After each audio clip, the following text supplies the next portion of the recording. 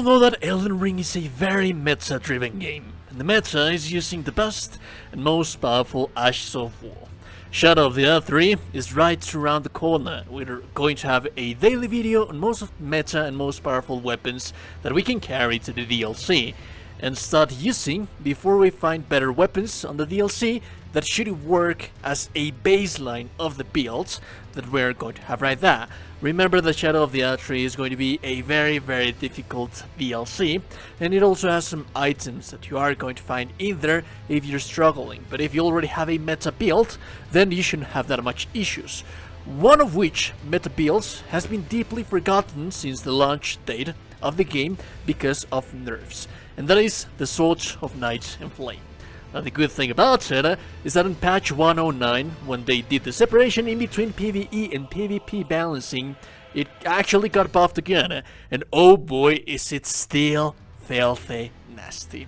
So let's talk about the pros and the cons of the weapon, but the thing is that the weapon is just so versatile. The Ashes of War, the Ash of War, consists on two attacks. One magic for the light stance, and fire for the heavy AoE. The magic one is a very single target attack, while the heavy, like I said, a more AoE kind of thing. Now, the pros of the weapon are actually the cons of the weapon as well. You see, the thing is that the weapon, the sword, has split damage between fire and magic damage. But here's not necessarily a bad thing per se. As a matter of fact, it makes the weapon that much more powerful and versatile because it allows you to play with the different elements that you have at your hands right there, allowing you to take advantage and the disadvantages of the enemy's strengths and weaknesses. Provided that we buff our weapon properly, we'll be dealing 4 to 5k damage per swing. That is when we use the Ash of War of the weapon.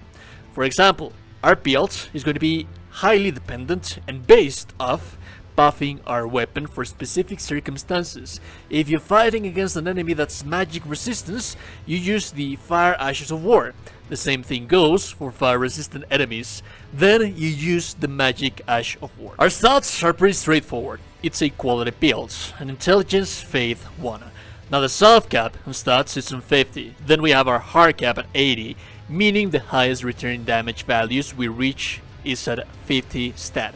Now you might think that because it's a quality weapon, it's a good for continued leveling up beyond that point, but in reality, it's not that much, not necessarily in paper. At 50-50, you have a total of attack range of 700. If you add 30 and 30 more for each independent stat, that's 30 on intelligence and 30 on fate, making it 80-80. You would get in return just 30 points into your attack range, meaning that the weapon is going to have 730 points. By investing 60 points, you're getting just 30 in return, which, like I said, it's not ideal. However, I'm not saying that it is not something that you can't do and that it's not going to give you benefit. As a matter of fact, if you actually would like to do such a thing to get a higher stat, you can also get better spell casting. You get better spell scaling, and that's okay. But what we want to use as main means of damage for this build specifically is going to be our sword with buffs, not spells. Now that said, if we go back to the 700 AR, that's actually quite filthy damage for a one-handed sword. Even while we are not using the Ashes of War, basic attacks have massive DPS potential, and for the rest of the stats we have 50 vigor. Remember that the soft cap is at 60, and that's ideally what we would want to have right there. But for meanings of being just remaining on 150, then 50 it's just fine. If you want extra points, if you have extra level, then this is a good place to allocate a little bit more points in that. Now as for mind, we are going to have 30 because we're going to be spamming our Ash of War as much as we can possibly do, and we don't need that much endurance because we're not going to be using heavy armor. We'll get into that a little bit later. Dexterity and strength, you will see me that I have right here 15 and 14. That's not what you want to have, that is just a byproduct of my starting class, but yours should be sitting on 12 and 12, which is the weapon requirements, and that's that. Now the armor, like I said, I usually don't mind the armor that much, and it's just purely out of fashion, and if you want to do such a thing, base it purely out of fashion, and that's something that you can do as well. But here, if we want to reach the maximum potential of the builds, we are going to have to be using the Spellblade armor set, which you can get from Rogier at the round table when he dies. Each piece gives you a total of 2% extra magic damage on your magic attacks, meaning 8% while you are using the full sets. Now, that is not that much, and honestly, considering how much more damage we're going to be stacking just about now, if you don't want to actually be using the Spellblade set, it's not really going to be that relevant.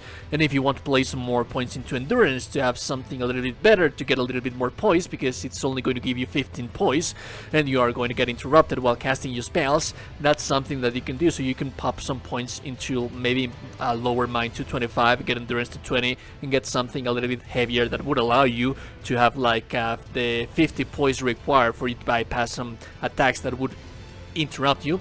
So there is indeed that. Now the talismans, this is where it actually gets kind of tricky, because you'll see, depending on the situation, you'll be swapping talismans back and forth. We can for sure have a desire set that we never change, but to get the most out of the damage of our builds, we are going to be needing to swap back and forth. Like I said, fire and magic scorpion charms. Each one of them gives you a total of 12% damage type for that specific attack that you're using with your Ash of War. However, it does reduces your damage negation. I don't advise for you to stack them, because the damage negation stacks as well, and in Shadow of the R3 you don't want to be susceptible to damage that much. It's already going to be bad as it is, so you don't want to actually be stacking damage received for the enemies. Now, if you're fighting a magic resistant boss, that's where you're going to be using the Scorpion Fire Charm and vice versa, the Fire Scorpion Charm and vice versa.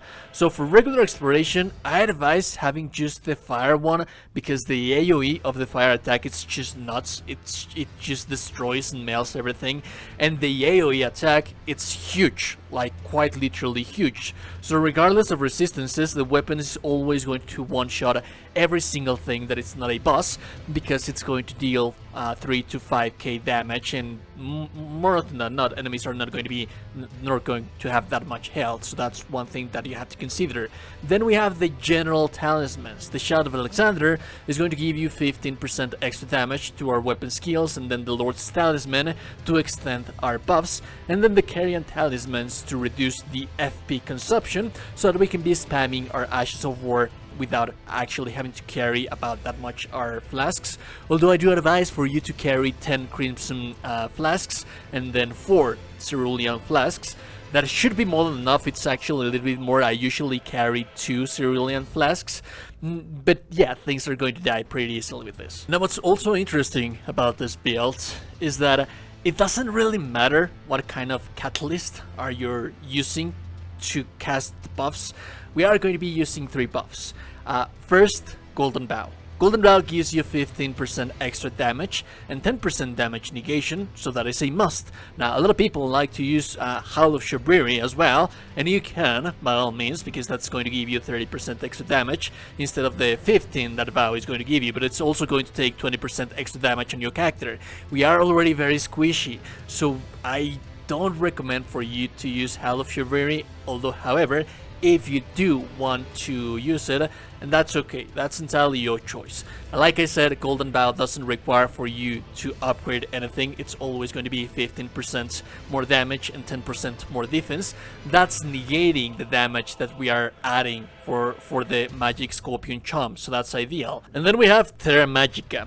Every time that we use the Magic Ash of War, the one that deals damage with the light attack, this is going to boost that damage by 35%. Now for the Fire Ash of War, we are going to be using Flame Grant Me Strength. This is only going to increase your fire damage by 20%, but it's also going to increase your physical damage by 20%. So whichever one that you want to be using, it's fine. Just remember that depending on the situation, you want to be using either one attack or the other. Now, being the case that we'll only be using those spells for buffing, this is where you can make a concession. If you want to go beyond level 150 to buff either your spell incantation damage, each one of them, it's fine. You can. If you want to be using like more offensive kind of spells, But then again, I wouldn't recommend it because the Ash of War on itself, it's always going to be dealing much more damage than any spell that you can find out there. So I don't really see the point that much, really. Now the Crystal Tears, we do have finally the Crystal Tears, and this is also very versatile and open to change as well, variable and situation dependent as well. For sure, you are going to be using the magic and the fire Crystal Tears right here, because each and every single one of these guys, it's going to give you 20% extra damage to that one desired type of weapon attack that you are going to be using. However, the thing is that these guys are a must as well, but you do have to consider that I personally like to be swapping them as well whenever I need I have the need. Whenever I'm fighting something that it's like, for example, resistant to magic, shroud, and cracked tier, I would remove this guy right here, and I would instead place a cerulean hidden tier. Now, why is that? It's not going to last that much. However, when you buff your character, you are going to be using quite a lot of FP. So you will be spending FP when you're buffing your character, especially with the magic one that you are going to be casting Terra Magica whenever that you need to be casting Terra Magica. So that is going to cost you a little bit more FP, and the buffs actually do cost quite a lot of FP. So I like to mitigate them every time that I'm fighting a specific boss with Cerulean Hidden Tier first.